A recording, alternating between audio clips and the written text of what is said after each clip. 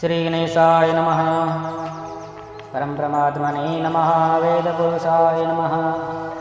महालक्ष्म्यै नमः। महासरस्वत्यै नमः। श्री गुरुचरणकमलेभ्यो नमः। वक्रतुण्ड महाकाय सूर्यकोटि संप्रभ निर्विघ्नं कुरु मम देव सर्वकार्येषु सर्वदा।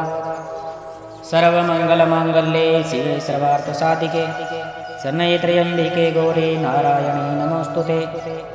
वन्दे देवै उमापतिं सूर्यगुरुं वन्दे जगत्कारणं वन्दे वनगभूषणं मृगधरं वन्दे पशूनां पतिं वन्दे सूर्यसकाशवनयनं वन्दे मुकुन्दं प्रियं वन्दे भक्तजनाश्रयं च वरदं वन्दे शिवशङ्करं। बोलिए शंकर भगवान की जय। श्री श्री महापुराण रुद्र संहिता सती खंड 16वां ब्रह्मा और विष्णु द्वारा शिव से विवाह के लिए प्रार्थना करना तथा उनकी इसके लिए स्वीकृति। ब्रह्मा जी बोले, भगवान विष्णु आदि देवताओं द्वारा की गई स्तुति को सुनकर सबकी उत्पत्ति करने वाले भगवान शंकर बड़े प्रसन्न हुए और जोर से हंसे। सपत्नीक ब्रह्मा जी और भगवान विष्णु को साथ आया हुआ देखकर महादेव जी ने हम लोगों से यथोचित वार्तालाप करके हमारा आगमन का कारण पूछा। रुद्र बोले, हे हरे, हे देवताओं और महर्षियों, आप लोग आज निर्भय होकर अपने आने का ठीक ठीक कारण बताइए। आप लोगों की स्तुति से मैं बहुत प्रसन्न हूँ। आप लोग किस लिए यहाँ आए हैं, कौन सा कार्य आ पड़ा है, वह सब मुझे सुनाना। ब्रह्मा जी बोले, हे मुने, महादेव जी के इस प्रकार पूछने पर सभी लोगों का पितामह में ब्रह्म भगवान विष्णु की आज्ञा से कहने लगा, हे देवाधिदेव, हे महादेव, हे करुणा सागर, हे प्रभु, हम दोनों इन देवताओं और मुनियों के साथ जिस उद्देश्य से यहाँ आए हैं उसे सुनिए। हे वृक्षध्वज, विशेष रूप से आपके लिए ही हम लोग यहाँ आए हैं, क्योंकि हम तीनों सहायकतार्थी सृष्टि चक्र के संचालन रूप प्रयोजन की सिद्धि के लिए एक दूसरे के सहायक हैं। सहार्थी को सदा परस्पर यथा योग्य सहयोग करना चाहिए, अन्यथा यह जगत ठीक नहीं सकता। यह जगत टिक नहीं सकता है। हे महेश्वर, कुछ ऐसे असुर उत्पन्न होंगे जो मेरे द्वारा मारे जाएंगे, कुछ भगवान विष्णु के द्वारा और कुछ आपके द्वारा वध होंगे। हे महाप्रभु, कुछ आपके वीर्य से उत्पन्न पुत्र द्वारा मारे जाएंगे और कुछ असुर आपकी माया के द्वारा वध को प्राप्त होंगे। आप भगवान शंकर की कृपा से ही देवताओं को सदा उत्तम सुख प्राप्त होगा। घोर असुरों का विनाश करके आप जगत को सदा स्वस्थ एवं अभय प्रदान करेंगे। आप द्वारा राग द्वेष रहित योग युक्त एवं सर्वथा दयालु हैं, इसलिए हो सकता है कि आप असुरों का वध न करें। हे ईश, जब ये आराधना करके वर प्राप्त कर लेंगे तब सृष्टि की स्थिति किस प्रकार रहेगी। इसलिए वृक्षध्वज, उचित यही है कि आप इस सृष्टि की स्थिति के लिए सदैव असुरों का वध करते रहें। यदि सृष्टि पालन तथा संहार कर्म न करने हो तथा हमारा तथा माया का भिन्न भिन्न शरीर धारण करना सार्थक नहीं रहेगा। वास्तव में हम तीनों एक ही स्वरूप वाले हैं, किंतु कार्य के भेद से भिन्न भिन्न शरीर धारण करके स्थित हैं। यदि कार्य भेद न सिद्ध हो तब तो हमारे रूप भेद का कोई प्रयोजन नहीं है। परमात्मा में ईश्वर एक होते हुए भी अपनी माया के कारण ही तीनों रूपों में विभक्त हैं।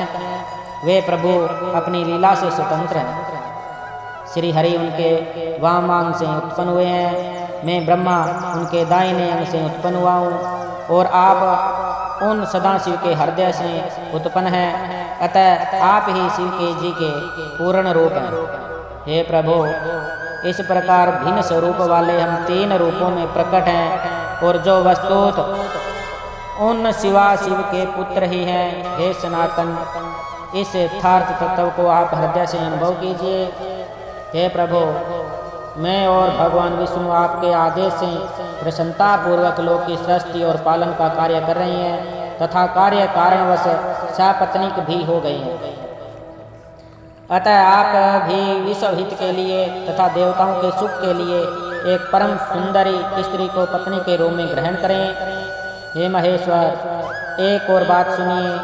मुझे पहले के वृत्तांत का स्मरण आया है जिसे पूर्व काल में आपने ही शिव स्वरूप से हमारे सामने कहा था। हे ब्राह्मण, मेरा ऐसा उत्तम रूप आपके अंग से प्रकट होगा जो लोक में रुद्र नाम से प्रसिद्ध होगा। आप ब्रह्मा सृष्टिकर्ता होंगे, श्री हरि जगत का पालन करने वाले होंगे तथा मैं सगुण रुद्र रूप होकर संहार करने वाला होऊंगा। मैं एक स्त्री के साथ विवाह करके लोक का उत्तम कार्य करूंगा। हे स्वामी, आप अपने द्वारा कहे गए वचन को याद करके अपनी प्रतिज्ञा को पूर्ण कीजिए। हे स्वामी, आपका आदेश है कि मैं सृष्टि करूं, श्री हरि पालन करे और आप स्वयं संहार के हेतु बनकर प्रकट हो। सो आप साक्षात शिव ही संहारकर्ता के रूप में प्रकट हुए हैं। आपके बिना हम दोनों अपना अपना कार्य करने में समर्थ नहीं हैं। अतः आप लोकहित के कार्य में तत्पर एक कामिनी को स्वीकार करें। हे शंभो, जैसे लक्ष्मी भगवान विष्णु की और सावित्री मेरी सहधर्मिणी है, उसी प्रकार आप इस समय अपनी सहचरी कांता को ग्रहण करें। ब्रह्मा जी बोले, मेरी यह बात सुनकर मुस्कान युक्त मुखमंडल वाले वे लोकेश हर श्री हरि के सामने मुझसे कहने लगे। ईश्वर बोले, हे ब्राह्मण, हे विष्णु, आप दोनों मुझे सदा ही अत्यंत प्रिय हैं। आप दोनों को देखकर मुझे बड़ा आनंद मिलता है। आप लोग समस्त देवताओं में श्रेष्ठ और त्रिलोकी की स्वामी हैं। लोकहित के कार्य में मन लगाए रहने वाले आप दोनों का वचन अत्यंत गौरवपूर्ण है। किंतु हे सुरश्रेष्ठगण, सदा तपस्या में संलग्न रहकर संसार से विरक्त रहने वाले और योगी के रूप में प्रसिद्ध मेरे लिए विवाह करना उचित नहीं है। जो निवर्ति के सुंदर मार्ग पर स्थित अपनी आत्मा में ही रमण करने वाला निरंजन अवधूत देह वाला ज्ञानी आत्मदर्शी कामना से शून्य विकार रहित अभोगी सदा अपवित्र और अमंगल वेशधारी है, उसे संसार में कामिनी से क्या प्रयोजन है? यह इस समय मुझे बताइए। मुझे तो सदा केवल योग में लगे रहने पर ही आनंद आता है। ज्ञानहीन पुरुष ही भोग को अधिक महत्व देता है। संसार में विवाह करना बहुत बड़ा बंधन समझना चाहिए। इसलिए मैं सत्य सत्य कहता हूँ कि उसमें मेरी अभिरुचि नहीं है। आत्मा ही अपना उत्तम अर्थ या स्वार्थ है। उसका भली भांति चिंतन करने के कारण लौकिक सर्वथा में स्वार्थ में मेरी प्रवृत्ति नहीं होती है तथा आपने जगत के हित के लिए हित कर जो कुछ कहा है उसे मैं करूँगा। आपके वचन को गरिष्ठ मानकर अथवा अपनी कही हुई बातों को पूर्ण करने के लिए मैं विवाह अवश्य करूँगा, क्योंकि मैं सदा अपने भक्तों के अधीन हूँ। हे हरे, परंतु मैं जैसे नारी को प्रिय पत्नी के रूप में ग्रहण करूँगा और जिस शर्त के साथ करूँगा उसे सुने। मेरा वचन सर्वथा उचित है। जो नारी मेरे तेज को विवाह पूर्वक ग्रहण करने में समर्थ हो, उस योगिनी तथा काम रूपिणी स्त्री को मेरी पत्नी बनाने के लिए बताएं। जब मैं योग में तत्पर रहूं तब उसे भी योगिनी बनकर रहना होगा, और जब मैं कामासक्त हूँ तब उसे भी कामिनी के रूप में रहना होगा। वेद वेता विद्वान जिसे अविनाशी बतलाते हैं, उन ज्योति स्वरूप सनातन शिव तत्व का मैं सदा चिंतन करता हूँ। हे ब्राह्मण, उन सदा शिव के चिंतन में जब मैं लगा हूँ तब उस कामिनी के साथ मैं समागम कर सकता हूँ। जो मेरे शिव चिंतन में विघ्न डालेगी वह दुर्भगा स्त्री मेरी भार्या न बनेगी। आप ब्रह्मा विष्णु और मैं तीनों ही महाभाग्यशाली ब्रह्म स्वरूप शिव के अंशभूत हैं। अतः हमारे लिए उनका नित्य चिंतन करना उचित है। हे कमलासन, उनके चिंतन के लिए मैं बिना विवाह के भी रह लूँगा, किंतु उनका चिंतन छोड़कर विवाह नहीं करूँगा। अतः आप लोग मुझे इस प्रकार की पत्नी बताइए जो सदा मेरे कर्म के अनुकूल चल सके। हे ब्राह्मण, उसमें भी मेरी एक शर्त है, उसे आप सुने। यदि उस स्त्री का मुझ पर और मेरे वचनों पर अविश्वास होगा तो मैं उसे त्याग दूंगा। ब्रह्मा जी बोले, उसे रुद्र की बात सुनकर मैंने और श्री विष्णु ने मंद मुस्कान के साथ मन ही मन प्रसन्नता का अनुभव किया। फिर मैंने विनम्र होकर यह कहा, हे नाथ, हे महेश्वर, हे प्रभु, आपने जिस प्रकार की स्त्री का निर्देश किया है वैसी स्त्री के विषय में आपको प्रसन्नता पूर्वक बता रहा हूँ। वे उमा जगत की कार्य सिद्धि के लिए भिन्न भिन्न रूप में प्रकट हुई है। हे प्रभु, सरस्वती और लक्ष्मी ये दोनों रूप धारण करके वे पहले ही प्रकट हो चुकी है। महालक्ष्मी तो विष्णु की कांता तथा सरस्वती मेरी कांता हुई है। लोकहित का कार्य करने की इच्छा वाले अब हमारे लिए तीसरा रूप धारण करके प्रकट हुई है।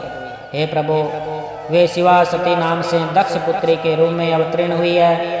वे ही आपकी ऐसी भार्या हो सकती है जो सदा आपके लिए हितकारिणी होगी। हे देवेश, वे दृढ़ व्रत में स्थित होकर आपके लिए तप कर रही है। वे महातेज स्वामिनी सती आपको पति रूप में प्राप्त करने की इच्छुक है। हे महेश्वर, उन सती के ऊपर कृपा कीजिए, उन्हें वर प्रदान करने के लिए जाइए और वैसा वर देकर उसके साथ विवाह कीजिए। हे शंकर भगवान विष्णु की, मेरी तथा सभी देवताओं की यही इच्छा है। आप अपनी शुभ दृष्टि से हमारी इच्छा को पूर्ण कीजिए, जिससे हम इस उत्सव को आनंद पूर्वक देख सकें। ऐसा होने से तीनों लोकों में सुख देने वाला परम मंगल होगा और सबकी समस्त चिंताएं मिट जाएगी, इसमें संशय नहीं है। मेरी बात पूरी होने पर अच्युत मधुसूदन लीला से रूप धारण करने वाले भक्तवत्सल इंसान से कहने लगे। विष्णु जी बोले, हे देवादिदेव, हे महादेव, हे करुणाकर, हे शंभो, ब्रह्मा जी ने जो कुछ भी कहा है उसे मेरे द्वारा कहा गया ही समझिए, इसमें किसी प्रकार का संदेह नहीं है। हे महेश्वर, मेरे ऊपर कृपा करके उसे कीजिए, उन सती से विवाह कर इस त्रिलोकी की अपनी कृपा दृष्टि से सन्नाथ कीजिए। ब्रह्मा जी बोले, हे मुनि, यह कहकर उत्तम बुद्धि वाले भगवान विष्णु चुप हो गए। तब भक्त वत्सल भगवान शिव जी ने हंसकर तथास्तु कहा। तत्पश्चात उनसे आज्ञा प्राप्त कर पत्नियों के सहित हम दोनों मुनियों तथा देवताओं के साथ अपने अपने अभिष्ट स्थान को अत्यंत प्रसन्नता के साथ चले गए। इस प्रकार श्री शिव महापुराण के अंतर्गत द्वितीय रुद्र संहिता के द्वितीय सती खंड में विष्णु और ब्रह्मा द्वारा शिव की प्रार्थना का वर्णन नामक 16वां अध्याय पूर्ण हुआ। बोलिए शंकर भगवान की।